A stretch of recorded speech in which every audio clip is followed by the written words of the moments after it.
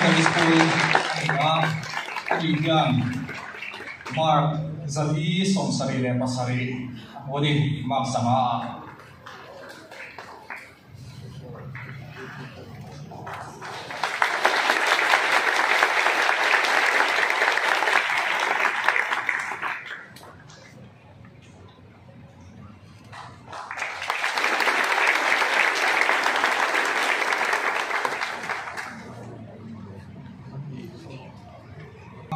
Lalrem ruat rate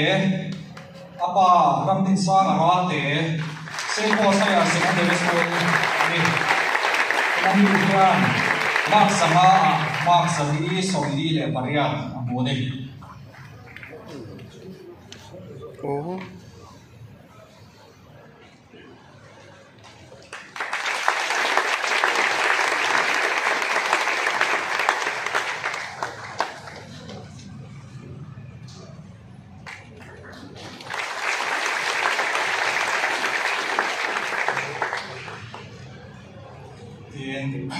Zosi ngan ti tha pathum na fakzua la chong thu apa silal du ama Senpo Saya Secondary School Mark Sama Mark Zali Somli le paru amoli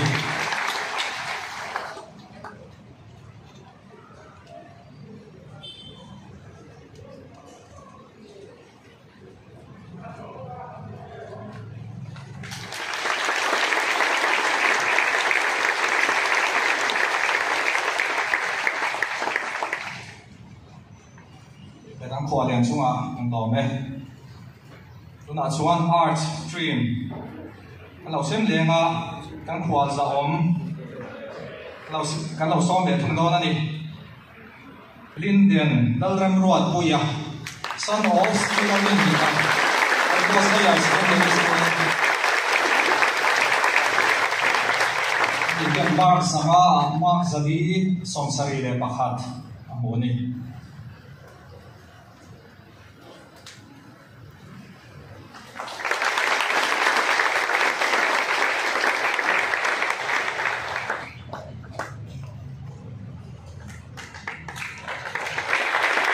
Tong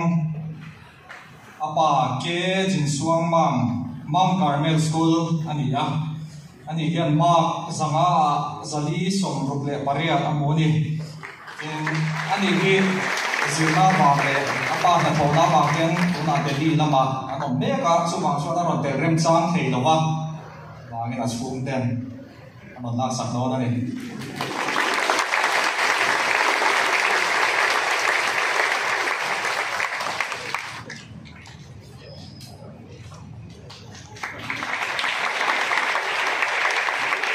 Rodi ilang ro tuangi todo ro from san tuwa Mount Carmel School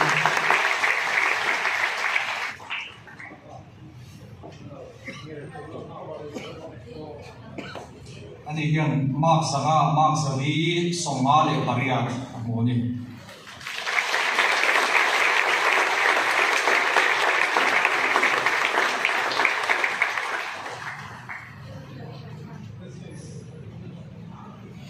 qua dòng chung à ăn lò nghe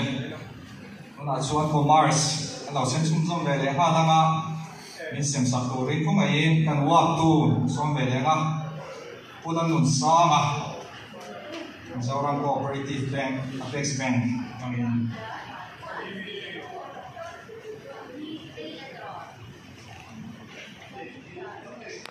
trong bahan này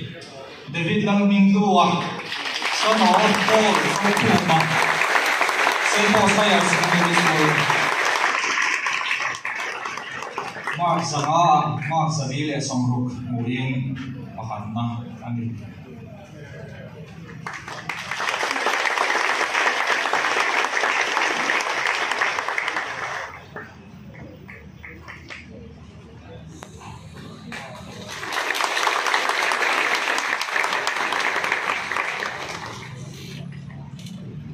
Mark Sapala Abina Amram Laine Laisho son of Joel Laisi Laisho Senpo Saya Secondary School Again, Mark Zalile Somale Pali Mulin Maklina. There was Saint Joseph and once Saint Joseph.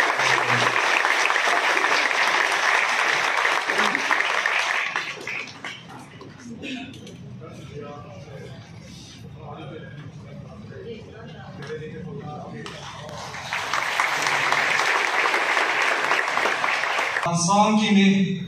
daughter of Lalthom Liana, Oikos Mayor Secondary School.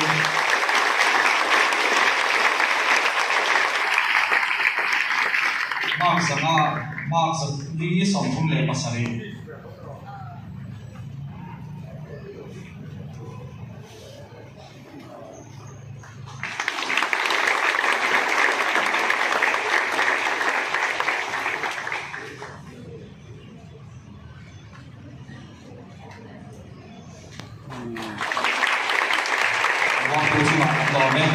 Those line or the Zong there.